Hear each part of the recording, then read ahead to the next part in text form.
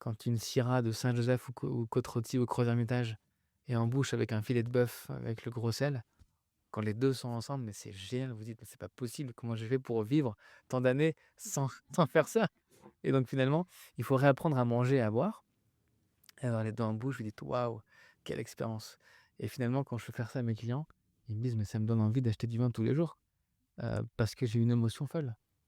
Ça me fait penser à Ratatouille, cette scène Ouais, c'est vrai. où il se rend compte que le mélange du fromage avec le champignon, c'est encore plus sympa que quand on les mange séparément. Ouais, mais et c'est tout à fait ça, absolument. Et c'est pour ça qu'on doit s'amuser.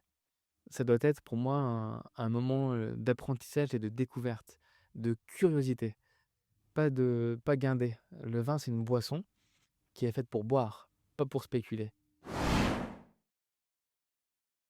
Bien le bonjour Xavier, je suis ravie de Bonjour, vous avoir avec nous. Alors, merci. on ne vous présente plus, mais quand même, je vais vous demander, en quelques mots de bien vouloir, retracer, si possible, dans les grandes lignes Bien sûr. votre parcours, de sommelier. Vous êtes actuellement, sommelier au Crayon. Oui, tout à fait, ouais. À Paris, place de la Concorde avec ce lieu, fabuleux, le cœur de Paris. Effectivement, j'ai commencé chez Bernard Loiseau à Saulieu, aux côtés du très grand chef. C'était, magnifique, un grand souvenir. Puis Yannick Elleno à l'époque au Meurice et on a eu la 3 étoiles, ensemble en 2007. Et puis après Pierre Gagnère, un génie de la cuisine qui m'a désappris mon métier avec son talent et son univers si particulier. Et ensuite chef sommelier, j'avais à l'époque 28 ans, du Péninsula à Paris. Donc j'ouvre le Péninsula il y a maintenant 11 ans, et donc je crée cette cave de zéro, c'était magnifique. Et puis, depuis 2000, c'était 2000, c'était c'était 7 ans, 8 ans, donc 8 ans maintenant, l'hôtel de Crillon, où j'intègre cet hôtel avec, la mission de recréer la cave du Crayon de zéro, donc qui est pour moi un challenge, unique. Et effectivement, j'ai eu cette opportunité de créer la cave d'un palace, historique et mythique. Et ensuite, bien sûr, les concours sont arrivés tardivement puisqu'en 2022, je remporte le meilleur sommelier de France. Les 15 jours plus tard, le MOF, en sommellerie, meilleur ouvrier de France. Et puis bien sûr après, le guide Michelin me décerne le prix de la sommellerie du Michelin, donc ça, c'est toujours dans notre profession de sommelier en Bien restaurant, sûr. le Michelin est important, c'est une cathédrale de notre métier. Et puis également, j'ai une autre casquette puisque je suis le chef sommelier exécutif du groupe, Air France. Je m'occupe également de créer toute l'offre, vin et boissons, de la compagnie nationale, donc ce qui est pour moi aujourd'hui une immense fierté.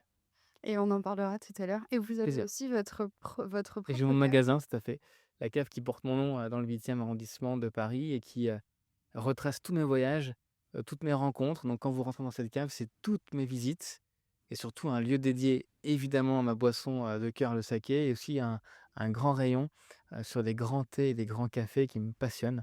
Donc aussi les clients peuvent, s'amuser pour avoir quelques, matins, «enchantés» entre guillemets.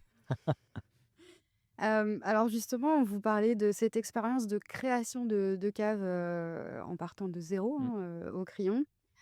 Quand on a, votre expérience, hein, au sein de la sommellerie, et dans des grands établissements, français de la gastronomie, quels sont les points importants, quand on sélectionne les produits, quand on va chercher les vignerons?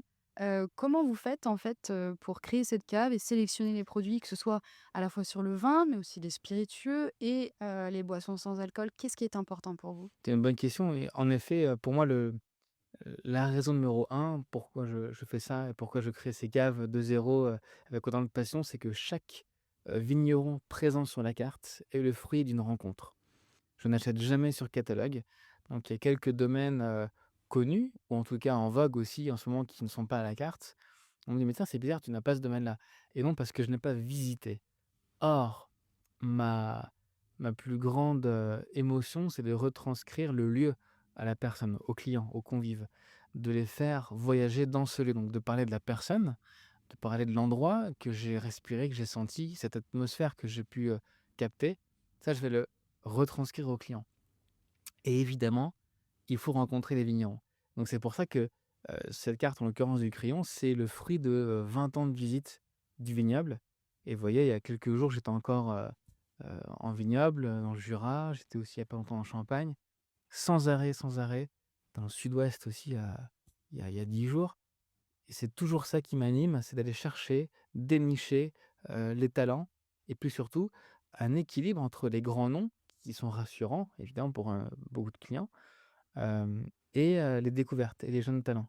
Ça pour moi, c'est essentiel d'avoir cette balance sans arrêt et je m'amuse beaucoup à explorer, c'est le plus important.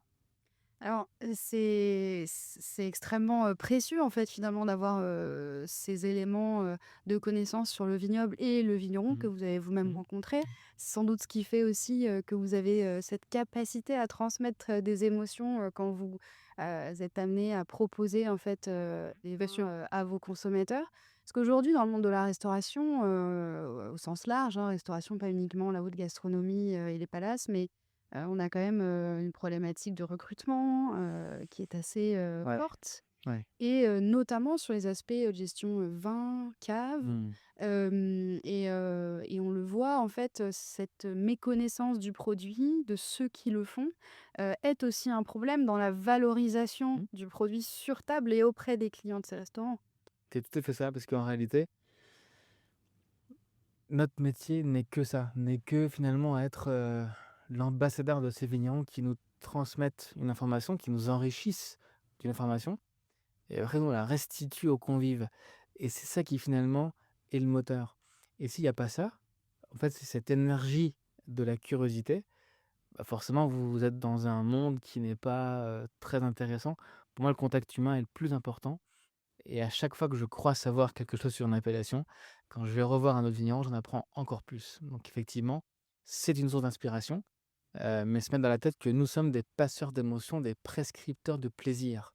Ça, c'est le plus important. Je pense que on n'est pas seulement dans la restauration, on est dans une espèce de bienveillance, de don de soi et faire plaisir aux autres, ça coûte en énergie, ça fatigue, hein. Tous les soirs, moi, je suis, Bien épuisé parce sûr. qu'effectivement, bah, on fait l'effort d'aller faire plaisir, même si vous êtes tracassé par des choses extérieures. Le restaurant, c'est la scène et donc il faut penser à tous ces vignerons qui ont fait les vins. Un sommelier peut avoir le pouvoir d'anéantir tout le travail en servant trop chaud, en servant trop froid, ou finalement, en ayant un accord mets et vins pas adapté, enfin, vous voyez? Donc il faut toujours, prendre conscience du travail qui a été fait en amont par le vigneron et c'est seulement en allant visiter, qu'on peut se prendre conscience de tout ce travail. Et du coup, ce travail de visite, de rencontre, des vignerons, aujourd'hui, j'imagine que ça doit vous prendre énormément de temps. Ouais. Ça représente combien de temps à peu près Alors pour dans être votre franc, travail? moins qu'avant, parce qu'en réalité, quand j'étais jeune, si tant est que je sois vieux, en tout cas au début de ma carrière plutôt, c'était chaque jour de congé je partais, chaque vacances je partais. Aujourd'hui il y a, bah, mon épouse, mes 2 enfants, donc forcément je tiens compte de ça. Donc je visite moins, mais je suis quand même 1 à 2 fois par mois, 1,5 fois par mois minimum, ce qui est déjà pas mal. Dans le vignoble, parce que la base, en fait, elle se fait quand vous êtes jeune, quand vous avez le temps. Entre, 19 ans et 26 ans, 27 ans, j'ai fait quasiment que ça et c'est là où j'ai emmagasiné beaucoup de paysages. Je peux parler de Jurançon, d'Iroléguy que j'ai vu, mais également de Savenières, du Grand Cru Rosacer en Alsace. Bah, vous voyez? C'est que c'est visiter d'ailleurs la SNCF m'aime beaucoup parce que j'utilise beaucoup la SNCF, mais après forcément, de par vos obligations, de par, familiales et professionnelles, vous avez fatalement moins le temps. Mais il faut pas oublier, heu, comment on a acquis ces connaissances, c'est par la visite. Donc je me force toujours, enfin forcer, je m'oblige à aller voir le vigneron très régulièrement, de ne pas couper le contact. Je l'ai eu fait pendant une longue période de 9 à 10 mois, ce qui peut vous paraître pas beaucoup, mais qui en fait est beaucoup et en fait, j'étais, en train de constater que je régressais. Que finalement je m'éloignais. J'avais des réflexes, hein, depuis, 10-12 ans que vous faites ce métier. On croit, qu'on maîtrise ce métier, on a des réflexes, mais en fait on se dit: «Mince, je suis plus au contact» et donc là il faut à nouveau encore, repartir en exploration. Et alors cette exploration, elle vous mène que en France ou est-ce que vous avez aussi fait l'exploration de certains vignobles étrangers? Oui, oui, d'ailleurs tous les vins, encore une fois à la carte du crayon, c'est parce que j'ai visité, donc c'est pour ça qu'il y a des pays qui ne sont pas à la carte. Pas que je les aime pas, mais c'est que j'ai pas visité. Mais vous voyez, l'Australie qui est un des pays, magnifiques que j'ai visité en 2007. Bah, m'a nourri, complètement de cette culture, australienne et je me rappelle de ces vallées incroyables, de ces domaines fabuleux. Alors il est vrai qu'aujourd'hui je ne peux pas, heu, y aller régulièrement, évidemment comme tout le monde, mais par contre je profite comme je connais un peu le lieu, en tout cas les lieux principaux de production, notamment l'État de Victoria qui est un État clé en Australie. Et bien finalement, lorsque les vignerons viennent pour Vinexpo, pour d'autres événements du vin à Paris, je vais discuter avec eux, les rencontrer, et échanger. Et là, on achète le vin. Même si j'ai pas vu le domaine, je connais la région et je l'ai vu lui ou elle, ce qui est le plus important. Parce qu'effectivement, je prends leur philosophie, et ça, c'est extrêmement intéressant. Donc effectivement, heu, les États-Unis, parce que j'ai travaillé en 2004, chez Opus One en Napa Valley. J'ai fait le millésime 2004. Alors, en tant que commis de cave, hein, mais quand même, j'étais là. Vous avez participé. Exactement, ouais, de loin, mais quand même. Et effectivement, la Napa aussi, c'est un lieu de cœur parce que je restais 9 mois là-bas. Et puis après, l'Europe, c'est très facile. Donc en fait, maintenant, je filoute un tout petit peu. Je demande à mon épouse de partir en Italie, en Croatie, mais pour voir en fait les vignobles. Parce que moi, j'ai un coup d'œil. Et ça va. J'ai la tolérance. Mmh. Alors, c le plus difficile finalement quand on est vigneron, c'est la partie, valorisation, la partie vente. Ouais. Hem, donc vous, vous faites ce travail, d'aller à la rencontre des Mmh. vignerons, de discuter avec eux, de prendre connaissance aussi de leur environnement. Quand on est, producteur, vin, spiritueux, et de boissons en général, quels sont les éléments dont vous, restaurateur, sommelier, vous avez besoin, pour, pouvoir, vous Le projeter aussi dans l'utilisation, la valorisation de ces boissons que vous mettez à la carte? Alors plusieurs choses.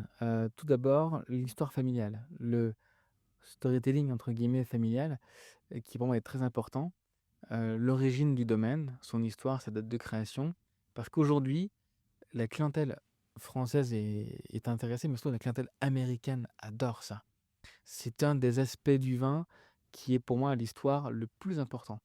Donc ça déjà je prends ça. Valoriser les humains qui y travaillent, donc ça, c'est vraiment essentiel. Les enfants, les petits-enfants, les sœurs, frères et sœurs, enfin bref, il y a toujours cet environnement humain qui est important et surtout après la philosophie de production. C'est-à-dire, bien souvent, hein, dans les vins qu'on a en contact avec le crayon, c'est, respect de la nature, c'est, projection dans le futur, c'est-à-dire que comment le vigneron quelle est la vision du vigneron et surtout quelle est sa vision de vinification. C'est-à-dire quel est son style. Il faut qu'il ait un style identifiable. Un exemple, en Bourgogne, vous savez l'appellation Meursault. À Meursault, il y a presque autant de meursault que de styles Mmh. de vignerons.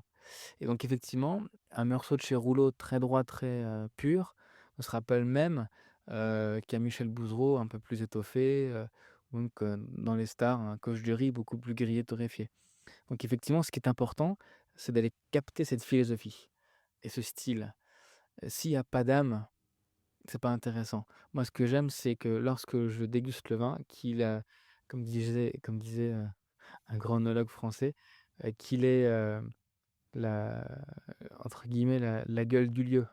C'est ça, qui est important. Il faut que ça sente Meursault, il faut que ça goûte Meursault. Et ça, c'est intéressant parce qu'effectivement, si j'arrive à avoir un vin qui reflète son appellation, on a gagné. Qui que ce soit, un grand talent, un grand vigneron ou un tout jeune qui débute, mais il faut l'identité du lieu. Ça, c'est vraiment le plus important. D'ailleurs, on dit bien appellation d'origine contrôlée. L'AOC est un gage d'origine, pas de qualité forcément, mais d'origine. Et pour moi, dès qu'on a l'origine du lieu dans le verre, c'est gagné.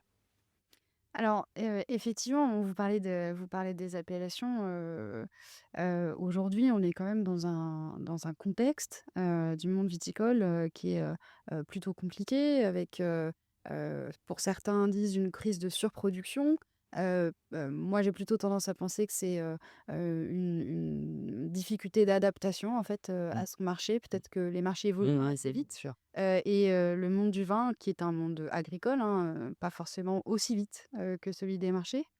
Donc ces appellations, parfois, sont des cadres un peu restrictifs, hein, Mmh. pour les vignerons. Donc vous êtes très attaché à l'histoire, à Ouais. tout ce que vous nous avez expliqué, en fait, sur le vin.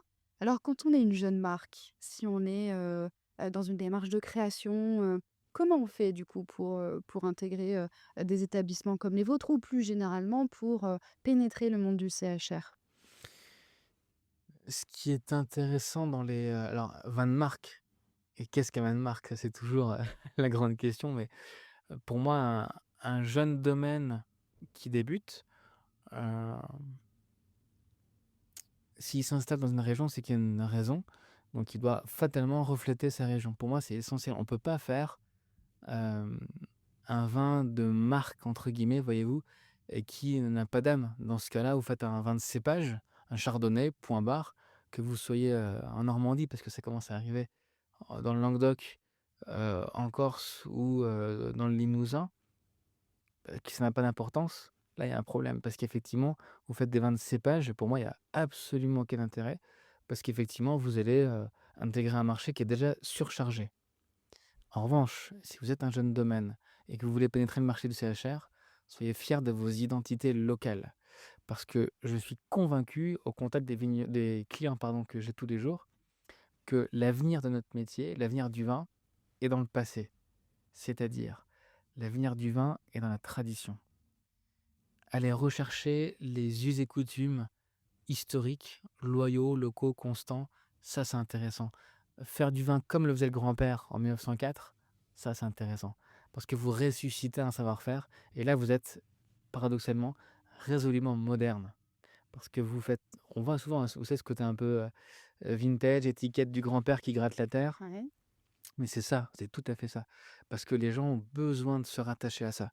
Le consommateur a besoin d'être rassuré par la Ce tradition. sont des éléments de rassurance, Exactement, effectivement, ouais. exactement. Et là, vous êtes dans un confort absolu.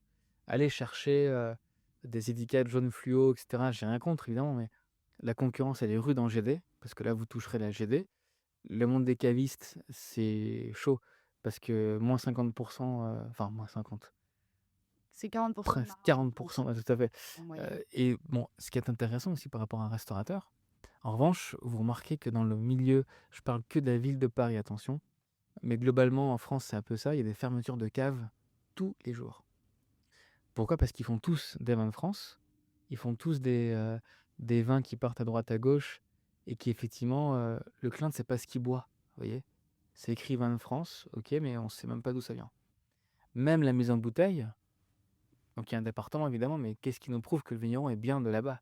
On n'en sait rien et ça pour moi c'est là où on peut perdre la bataille.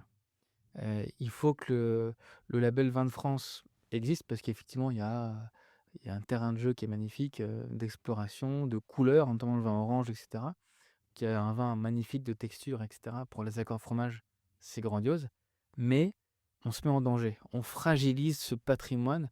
En 2010, la France est classée UNESCO pour sa gastronomie, pour son histoire aussi, vraiment le fait de se mettre à table et de se Les rassembler tous repas à la ensemble, les française. repas à la française, tout à fait. Et là, vous voyez, on diminue ces repas à la française. Maintenant, il faut faire tout très court, tout, sans carte. Maintenant, un menu à l'aveugle qui s'appelle menu inspiration, vous voyez, il y a partout, hein. Et du coup, on lisse l'offre.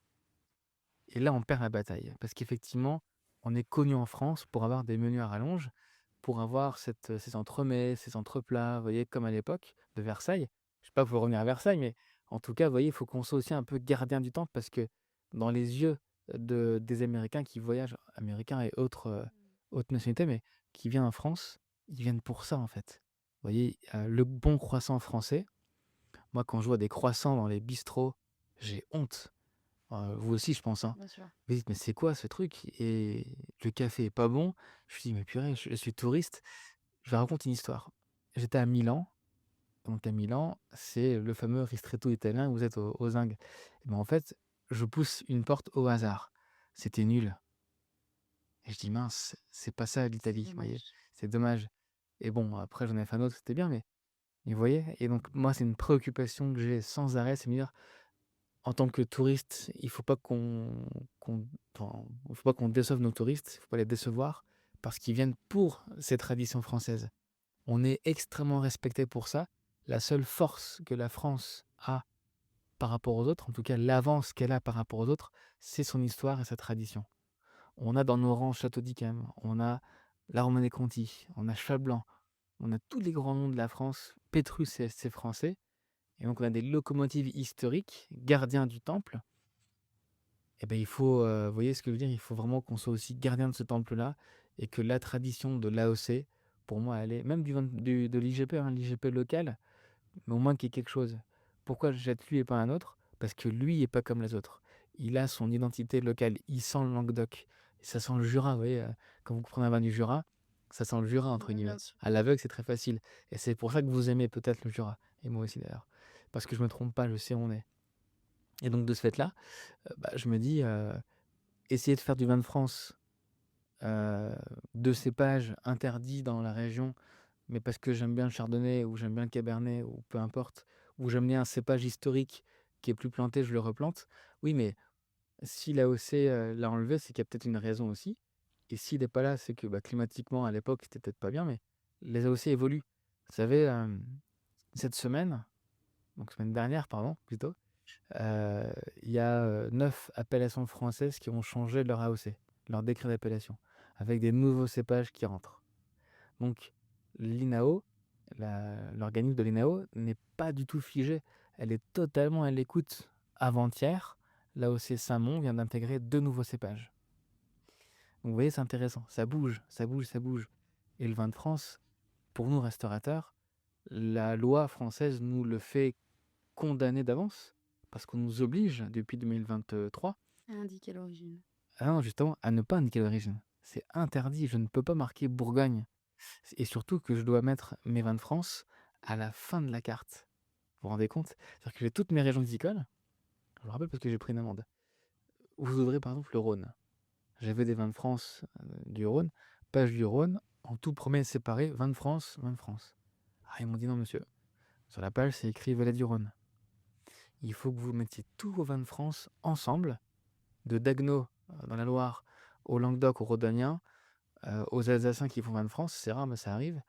Tous, il faut que vous le mettiez ensemble sur la même page, sans aucune indication de région. Mais je me dis, mais c'est invendable. Elle me dit, oui, c'est ce qu'on veut. Ah, je suis d'accord. Donc effectivement, l'État protège ses AOC.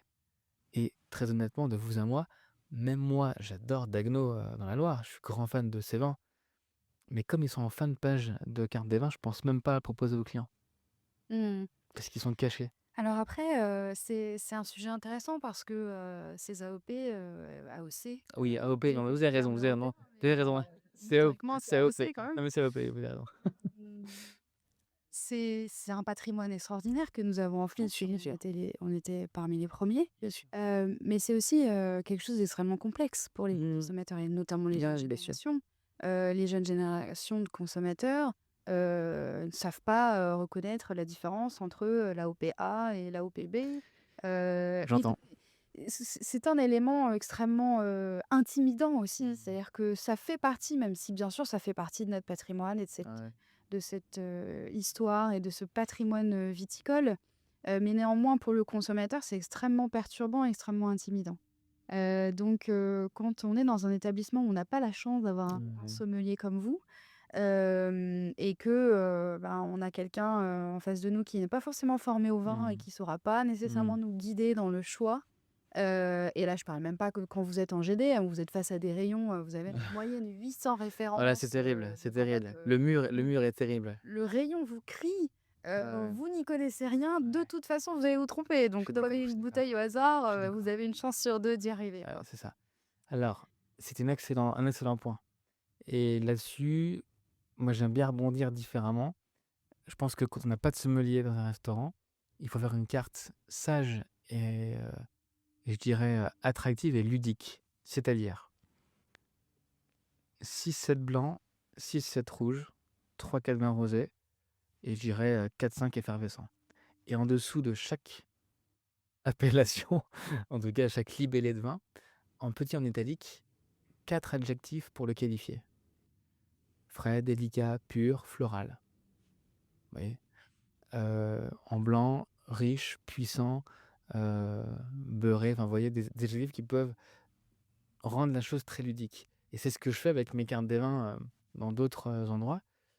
Quand il y a pas de sommelier, je marque 3-4 adjectifs et là vous démocratisez et vous dites: «Waouh, mais en fait, oui, c'est tout à fait moi j'aime bien, l'arôme de rose séchée là qui est écrit, ça m'intéresse» ou parce que vous dites, fin, délicat ou puissant, massif, les gens tout de suite savent que la Bourgogne c'est délicat et que Bordeaux c'est massif. Mais, on se doit d'éduquer les gens aussi par rapport à ça et ça, c'est extrêmement important de clarifier le discours. Vous avez tout à fait raison parce qu'effectivement, entre Saint-Estèphe et Saint-Julien, bah, en fait, peu de gens savent la différence. Peu de gens savent que Saint-Estèphe, c'est rustique et Saint-Julien, c'est très délicat. Mais si on l'écrit, vous voyez? Tanin souple, soyeux, enfin, pas forcément des mots très compliqués, mais même, ramener des adjectifs, courants, là, vous rendez le vin plus ludique et attractif et ça, c'est intéressant. Donc je pense que c'est à nous aussi, restaurateurs, pour les petites structures sans sommelier, de se dire: «OK, pour le vendre, c'est trois quatre adjectifs» et là, vous verrez que les ventes, ouf! C'est ce que j'ai fait à mes voisins. J'habite à Puteaux et il y a un restaurateur qui travaille très, très bien, mais en fait, ils vendent pas de vin parce qu'il me dit: «Mais les gens connaissent rien» pour ces mêmes raisons-là. Je fais: «Bah, tu sais quoi? On va faire ça». Adjectif, clac, clac, clac et il me dit: «Mais c'est fou» parce que du coup, les gens sont rassurés par ça, savent ce qu'il y a dans la bouteille avant de l'ouvrir. Enfin, c'est ça le rôle du sommelier, c'est d'expliquer ce qu'il y a dans la bouteille et après votre goût, vos choix, bah, je suis à l'écoute de ça. Moi, je vous dis ce qu'il y a dedans, approximativement et vous allez me dire: «Moi, je préfère ci, je préfère ça». Donc là, je vous en stock dans votre direction. Mais parce Intéressant. que, bah, c'est contre-intuitif d'acheter un produit comme le vin sans l'avoir Ouais, goûté à bien. Parce que, tout se réfère au code civil de Napoléon.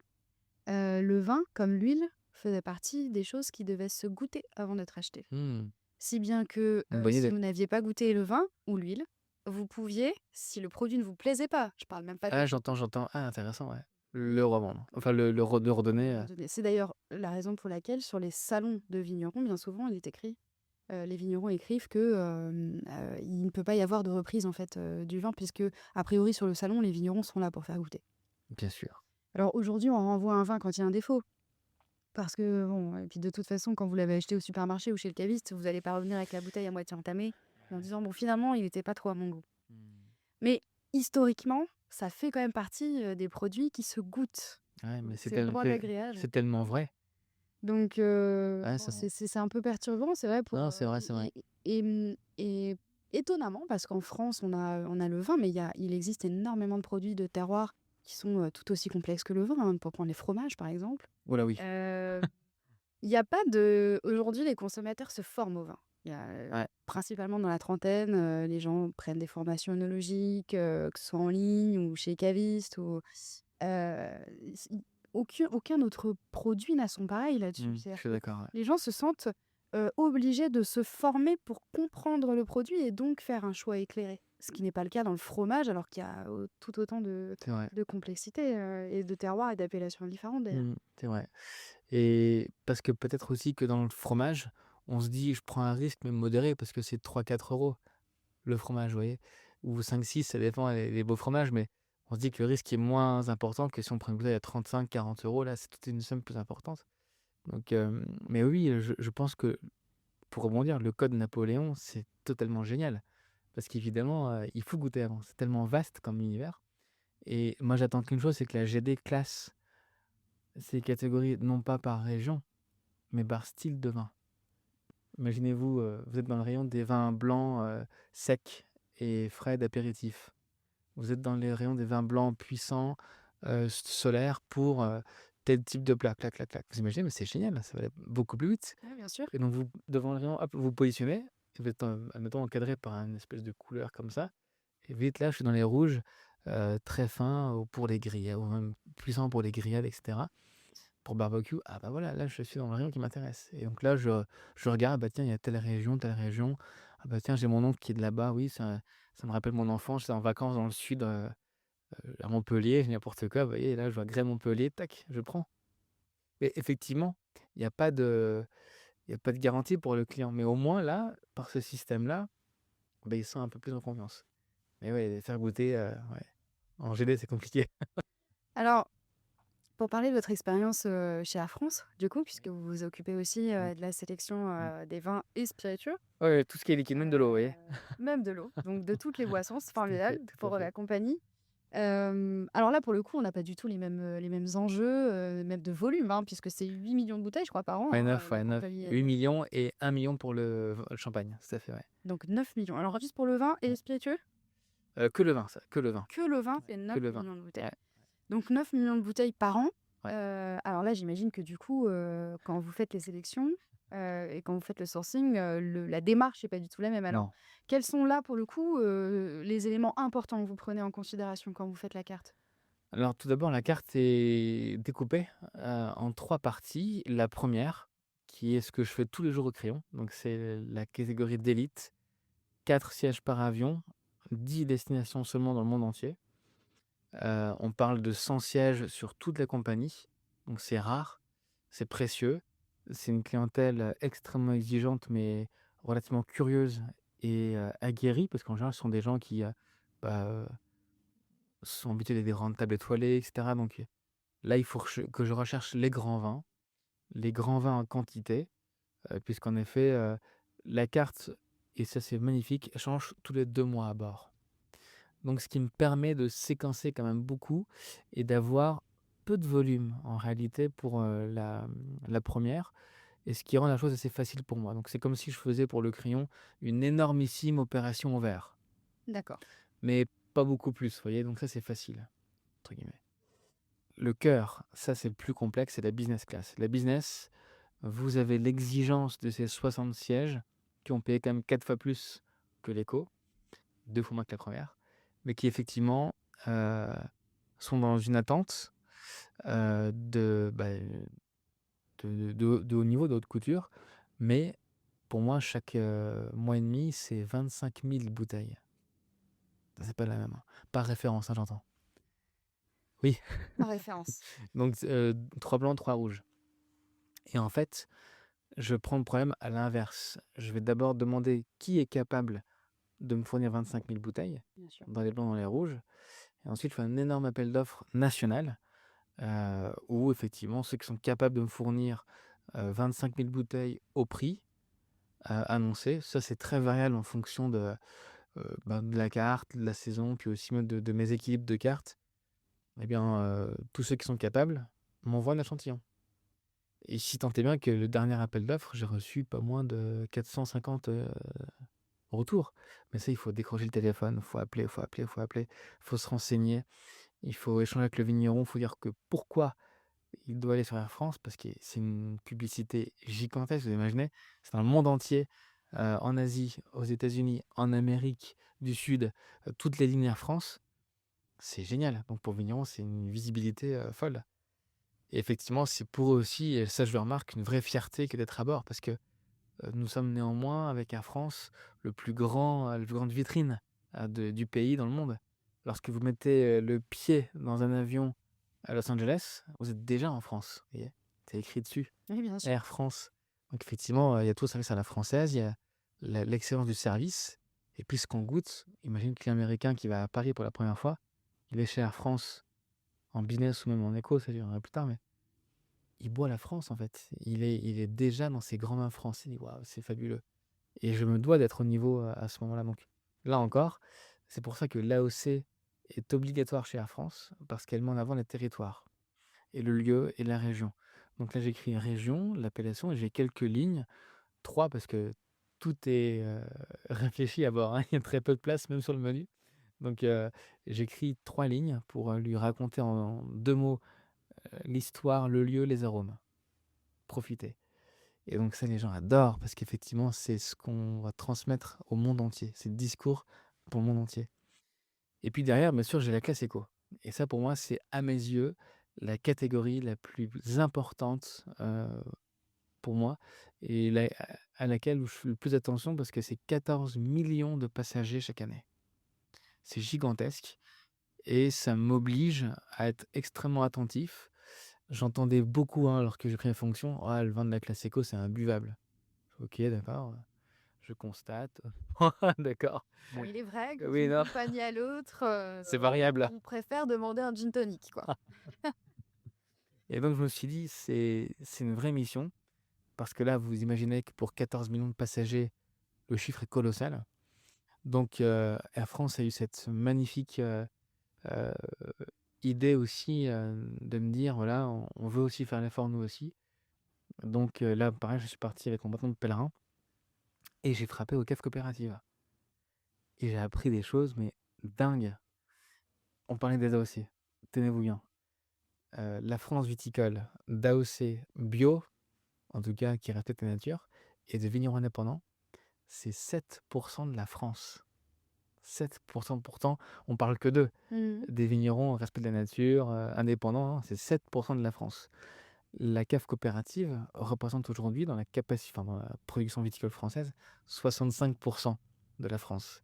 Donc c'est en fait gigantesque et je m'étais rendu compte que pendant des années, je vais tourner le dos à 93 de la France. Mais c'est pas possible et en fait si. Et donc je fais un tour des caves coop de France, caves coopératives, des groupements de vignerons qui font vivre, pour certains, 700 familles. Vous vous rendez compte? C'est Mmh. gigantesque et donc je vais voir ces hommes et ces femmes passionnés et là je me dis: «Quelle injustice!» parce qu'en réalité, eux, ils souffrent autant que le vigneron qui vend sa bouteille 50 €, sauf qu'eux, ça coûte 2,50 €, 3 €. Mais c'est le même travail. Il faut quand même couper les bois, il faut tirer les bois pendant un temps, d'hiver très froid, à 0, -1, ils se gèlent et c'est physiquement très éprouvant, très fatigant, mais pour autant, ce sera jamais plus que, 3,50 € le litre.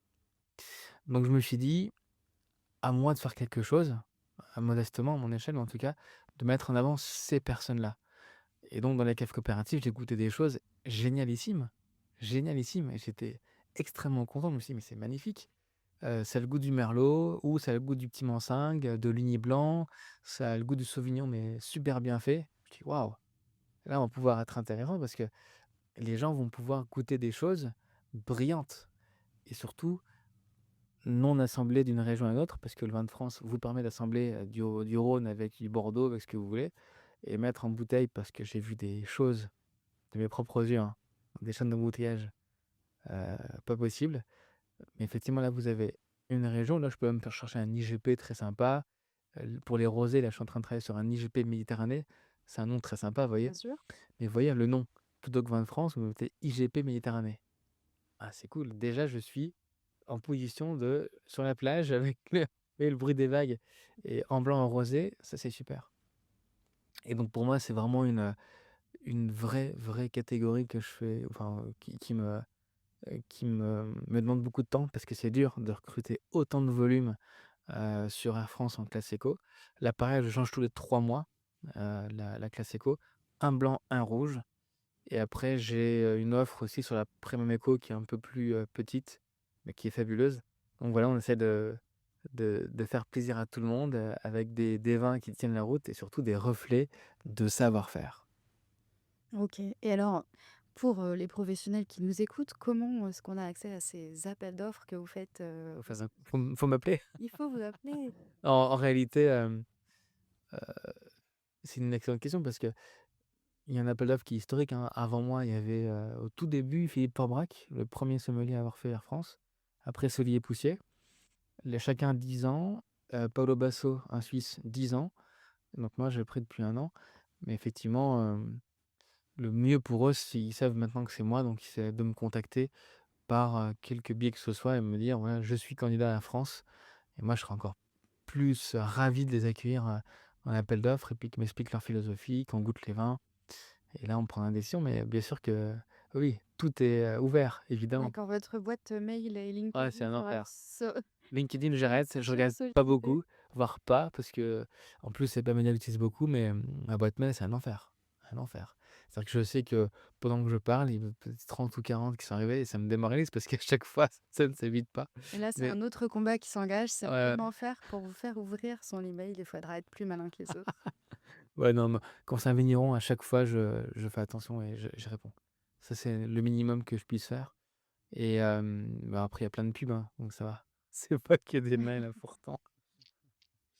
Alors du coup, bon, avec ces expériences, multiples que vous avez quand même une vision, assez large, globale, presque à 360 des consommateurs d'aujourd'hui, Mmh. de vin, qu'ils soient français ou, étrangers. Quelles sont les grandes mouvances, les grandes tendances, que vous observez aujourd'hui dans les modes de consommation? Est-ce qu'il y a, des différences flagrantes entre les consommateurs français, les consommateurs étrangers? Ouais. Qu'est-ce que Mmh, vous avez pu voir, vous, au sein de vos établissements petite et évolution, effectivement, Olivier, allez, je vais prendre les 10 dernières années. On boit moins, mais mieux. C'est-à-dire que mon ticket moyen augmente. Heu, la quantité de vin vendu est vrai peut, stagner, voire parfois un peu baisser, mais à la fin le chiffre d'affaires est meilleur. Donc on boit mieux effectivement. Hem, Donc c'est un enjeu quand même extrêmement ah important oui, oui, oui. pour les restaurateurs, Ah mais le vin. complètement, complètement. C'est-à-dire que ça vous fait changer votre rentabilité. Le vin est aujourd'hui la seule façon de rentabiliser le vin. Mais, nouvelle tendance, et ça c'est pas des moindres, d'une part les Américains sont de plus en plus avertis, connaissent mieux le vin, bien mieux qu'avant. Les Français ont des idées très arrêtées, boivent très peu de vin étranger. En revanche, un étranger va être beaucoup plus ouvert sur le monde. Alors Paris est une ville particulière parce qu'on est d'accord que, on vient à Paris pour boire du vin français et donc on est une destination un petit peu, biaisée par rapport à ça. Mais néanmoins, eux ont beaucoup plus d'ouverture sur le monde. Et de ce fait-là, année après année, ils ont une culture plus développée. Parce que nous, on peut parler de la France, mais après, ça s'arrête là, vous voyez? Eux Mais ont vraiment une l'Italie, l'Espagne, ça devient compliqué, hein? ouais, ouais, ouais. Mais oui, il y a des Français quand même qui aiment bien ça, mais c'est petite proportion. Alors que les Américains peuvent vous parler aussi bien de Barolo que de Ribera del Duero, que de Meursault ou Pommard. Ça, c'est intéressant. Il y a aussi une tendance de boire, enfin, de ne plus boire, parce que figurez-vous qu'en 2023, au Crillon, le soir au gastro, 17 des personnes ne prennent pas d'alcool. Et là, il y a un enjeu parce que le midi, ça peut facilement être 50 de personnes, vous savez, parce qu'ils travaillent l'après-midi, ils ont des réunions après le déjeuner. Mais au dîner, il y a quand même 17 qui prennent pas d'alcool. Et donc j'ai développé une expérience sans alcool pour parer un petit peu à cela. Les grands thés japonais, les grands thés chinois en présentation en froid ou en chaud, les grands cafés d'exception avec les viandes. Je m'amuse beaucoup. Je fais des extractions douces devant le client au V60, c'est magnifique, c'est un beau spectacle et le client adore ça. Ça sent extrêmement bon parce que c'est des lots de café rarissimes, le geisha de Panama, choses comme ça.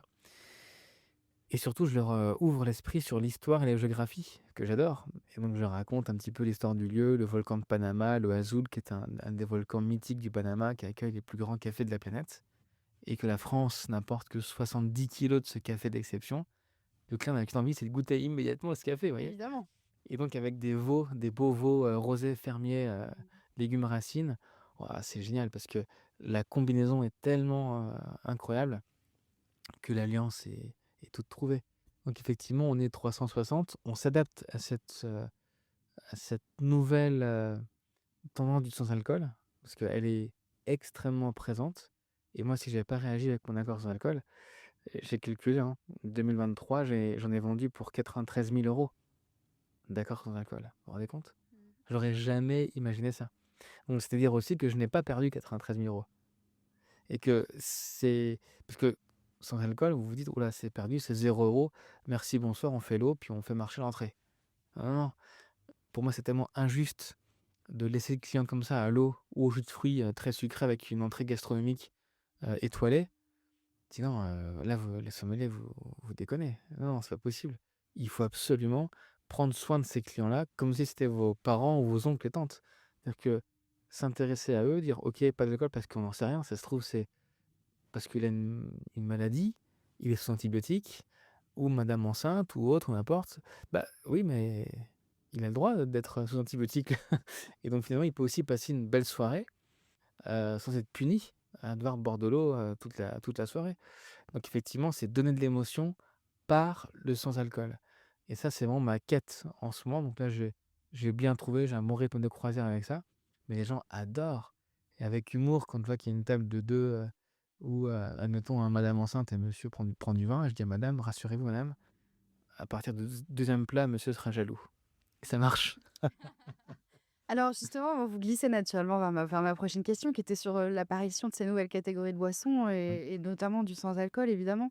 Puisqu'on a parlé beaucoup de vin, mais il existe aussi maintenant des vins sans alcool. Mmh. Nous, on a reçu, au micro, du podcast, là, très récemment, la fondatrice de la Maison Chavin, Ouais, Mathilde Boulachon. dans le sud, tout à fait, ouais, ouais, je Je crois connais, que je vous connais. travaillez avec, Ouais, tout à fait, avec tout à ces fait, vins. tout à fait. Et d'ailleurs, c'est, la première à m'avoir fait apprécier les vins sans alcool. Donc mais c'est vrai qu'aujourd'hui, il y a, ce besoin aussi d'inclusivité. Il y a de plus en plus de choses qui se créent. Alors le Royaume-Uni est très en avance, hein, Ah sur oui, oui, c'est heu, incomparable. Mais même en France, il y a quand même une dynamique extraordinaire, sur, l'apparition de nouvelles boissons, sans alcool, y compris sur des cocktails, Ouais. Ah déjà ouais, ouais, bien préparés, sûr, des fabuleux, choses qu'on peut boire, même fabuleux. on peut rajouter de l'alcool dedans Mmh. pour ceux qui le C'est désirent, vrai, c'est vrai, les versions on peut c'est-à-dire qu'en fait, c'est formidable. Aujourd'hui, on a le même verre, on a le même cocktail dedans, certains la version sans alcool, d'autres la version avec, ouais, mais ouais, visuellement, personne n'a fait la différence. exactement et ça c'est très, très fort. Par contre pour le serveur, faut qu'il fasse attention de poser à la bonne personne le bon cocktail. Ouais, je crois que ça se sent assez vite, hein, de C'est sûr, c'est sûr. Mais vous voyez, vous mettez, le doigt sur quelque chose d'intéressant. Au crayon, nos barman font payer le même prix le cocktail sans alcool et alcool. Parce qu'en réalité, c'est pas ce qu'on croit, hein, c'est extrêmement dur de faire un miroir mmh. sans alcool. C'est presque Du plus de travail, en Ah, fait. c'est énormément de travail et moi je les vois de mes propres yeux, ils sont, heu, ils sont en difficulté parce qu'eux veulent remplacer le bon, il y a un beau côté à base de gin et d'agrumes, remplacer l'agrume pour qu'il y ait une texture en bouche qui fasse illusion mais qui ne déséquilibre pas le cocktail d'origine, en faire donc son parfait miroir, sans le gin, ouais, mais je les vois, peiner, et c'est un travail énorme. Donc en fait, au même prix, ça me choque pas, parce que j'ai vu le travail énorme que ça nécessite. Par contre, je peux comprendre que le client dise: «Mais attendez, c'est pas normal parce que là, il y a du gin et il y en a pas et là je paye même prix». Et non, en fait, il y a d'autres produits qui, en fait, coûtent plus cher que le gin. Parce que la technique et le matériel nécessaire pour, soit désalcooliser ou autre ou faire une boisson sans alcool, bah, en fait, comme il y en a très peu, coûte plus cher et à produire, 1 litre de gin et 1 litre de gin sans alcool, admettons, bah, c'est le gin sans alcool est beaucoup plus cher. Donc effectivement, il faut créer cette harmonie entre les 2 mondes. Mais, hier, on m'a posé une bonne question et un client qui m'a dit, j'étais au restaurant, 1 personne sur les tables de 5 prenait pas d'alcool, donc on elle a eu l'accord. Ils ont tous trouvé ça fascinant et il m'a dit: «Mais vous n'avez pas peur finalement de convaincre les autres qui boivent du vin de prendre ça? Parce que finalement l'expérience est dingue et que, bah, en fait au final, moi aussi je veux essayer». Et j'ai dit: «C'est une très bonne question, j'avais pas pensé à ça». Donc c'est mais effectivement, les gens font attention. Heu, il y a aussi cette tendance de se dire que on boit moins mais mieux, et ça c'est totalement vrai. On boit aussi pour s'éduquer. Le vin, c'est une histoire, c'est, encore une fois un savoir-faire mis en bouteille. C'est un lieu mis en bouteille, c'est génial et ça pourra jamais changer. Mais effectivement, on fait attention donc la sélection des vins au verre est très importante. Elle est plus grande qu'auparavant dans les cartes et surtout les demi-bouteilles ont quasiment totalement disparu. Pour 2 raisons. Le vieillissement, ça vieillit pas très bien, Mmh. en tout cas précipitamment et même les vignerons eux-mêmes sont pas très à l'aise de voir leur vin vieillir comme ça précipitamment et surtout nous commercialement, ça je vous donne un petit secret de polichinelle, c'est plus rentable de faire 2 verres de vin qu'une demi. Parce que le ratio est meilleur sur le vin en verre que sur la demi-bouteille et donc à la fin, vous gagnez plus d'argent à faire 2 verres qu'une demi. Donc c'est pour ça que progressivement, je pense qu'on va aller vers la fin des demi-bouteilles, et puis les vins en verre vont s'étoffer, puis on peut s'amuser. On peut boire, 1-2-3 verres différents, comparés à 2 demi-verres, enfin c'est très sympa.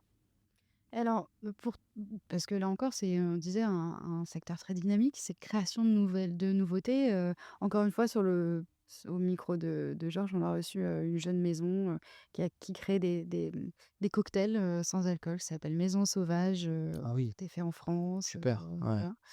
Hem qu'est-ce que vous enfin, pour vous, qu'est-ce qui est important, en fait, dans le choix de ces nouvelles boissons sans alcool? Parce que, vous avez un panel extrêmement large, pour le coup, qui est beaucoup plus large qu'il y a quelques années. Vous parliez des thés, des cafés, mais vous avez aussi les cocktails, les vins sans alcool, et probablement plein d'autres, alternatives. Qu'est-ce qui est important pour vous dans le choix, dans la sélection? Alors c'est déjà l'émotion, un wow effect comme on dit. Waouh, c'est super. Ça déjà, c'est la première chose et c'est pas si évident que ça. Vous voyez, j'ai le thé le plus tannique du monde, qui est le Uji, Gyokuro de Kyoto au Japon. C'est un thé vert qui a une concentration folle. En fait, les Japonais disent que un verre de ce thé vert, de par les polyphénols extrêmement importants, donc bon pour le système cardiovasculaire, vous ferait gagner 15 minutes de vie. C'est génial. C'est-à-dire qu'à chaque verre, vous gagnez 15 minutes de vie. Donc là, déjà, j'ai une histoire à raconter qui est fabuleuse. En plus du fait que le produit est très très bon. Donc c'est combiner une émotion unique. Je n'ai jamais goûté ce genre de choses. Ça, si vous vous dites ça, c'est waouh, donc c'est gagné. et surtout, j'ai l'histoire en face. Je peux mettre, un mot, une émotion, sur cette rareté, vous voyez? Et sur cette, atmosphère. On est à Kyoto, dans les montagnes, d'Uji à Kyoto, les hauteurs de la ville. Vous vous rendez compte déjà, on est dans un esprit très zen à Kyoto, donc il y a pas un bruit et tout ici n'est qu'harmonique et vraiment apaisement et c'est là où le Uji, grandit et donc lorsqu'on dit ça au client, effectivement, il est déjà transporté et quand il goûte, il a cette structure tannique et même cet arôme d'algues, d'iode. Paradoxalement, c'est très intéressant parce qu'il y a pas de mer à proximité à Kyoto. Elle a un Elle est même bien plus loin, elle a 100 kilomètres et donc vous vous dites: «Mais comment ça se fait?» Effectivement, c'est le terroir, hein et le terroir du thé, du café et j'ai toujours dit que ce terroir, c'est bien sûr une adéquation entre le lieu, la terre, la climatologie qui va donc guider la production et l'interprétation humaine et quand ces 3 là sont ensemble, c'est magnifique. C'est-à-dire que ça vous donne naissance à un produit magnifique et pour moi, c'est ça le vrai bon choix, c'est reflet de terroir, émotion et l'histoire. En fait, si je résume, par rapport à ce que vous venez de me dire et ce que vous disiez tout à l'heure, sur la même question que je vous ai posée par C'est rapport au pareil. vin, vous le dites de façon beaucoup plus poétique que moi puisque vous êtes un passeur d'expérience. Mais en fait, c'est cette capacité, qu'ont parfois du mal à maîtriser les producteurs, hein, à savoir mettre en valeur leurs produits. Comment faire pour les vendre, en fait, tout simplement? Comment on fait pour les présenter? Avec quels mots? Quelle image? Qu'est-ce qu'on met en avant? C'est pas qu'une question de prix, de cépage, c'est bien plus que ça. En tout cas, nous, c'est des choses sur lesquelles évidemment on travaille chez Georges, mais en fait, c'est ça, c'est comment on met en lumière son produit pour être en capacité de mieux le valoriser et donc de mieux le vendre. Vous savez, il faut presque il faut les aimer, en fait. Il faut les aimer sincèrement ces gens, ces producteurs. Donc moi, j'aime, ce qu'ils font, mais je les aime en tant que personne aussi et si vous les aimez en tant que personne, ce que vous aimez, c'est leur philosophie ou autre et c'est pour ça que je recrute uniquement ce que j'ai visité.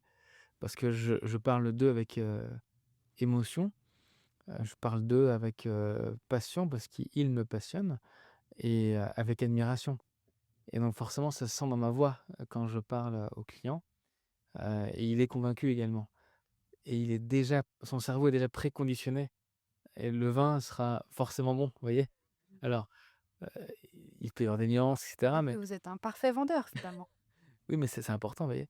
Et finalement, on ne peut pas être bon vendeur en restant les bras croisés dans son bureau. C'est impossible. Donc il faut être, passionné, passionnant aussi, ça c'est aussi très important, mais il faut être, toujours dans le prolongement de la main du vigneron. Un sommelier, c'est le prolongement de la main du vigneron. Mais pour être son parfait prolongement, il faut déjà lui avoir touché la main et déjà avoir compris sa philosophie. Et effectivement, c'est pour ça que j'aime parce que quand un client me dit: «Tenez, il y a 3 vins de sur votre carte, tous en village et tous en 2017. Qu'est-ce que je choisis?» «Ah mais j'attendais, là il y a monsieur un tel, là il y a monsieur un tel et monsieur un et madame un tel», Cécile Tremblay notamment. Bah, je dis: «C'est 3 personnages très différents qui font des vins à leurs images. Monsieur un tel fait des vins très délicats, Cécile, elle fait des vins un peu plus concentrés, plus denses. Elle est très expressive Cécile, bon, il y a des choses comme ça, ouais». Et là, ils comprennent, les gens, ils disent: «Ah mais c'est génial parce qu'effectivement, on va boire un savoir-faire». Je fais: «C'est ça, c'est tout à fait ça». Alors, vous êtes aussi l'ambassadeur en France du saké Oui. depuis 10 ans maintenant? Ouais, ouais, à peu près, ouais. Le saké, bon, c'est un produit aussi complexe et aussi, riche, d'histoire, et de Ouais. savoir-faire que le vin, qui a subi la même crise, hein, que celle que subit aujourd'hui le secteur viticole, française, qui était un produit catégorisé, pour les vieux, de moins en moins Tout consommé, à fait ça. au Japon, de 5 plus sur en plus 5. guidé par les consommateurs, C'est ça. voilà, on retrouve, hein, presque trait pour C'est trait, pareil. ce qui se passe aujourd'hui pour la filière vin en France.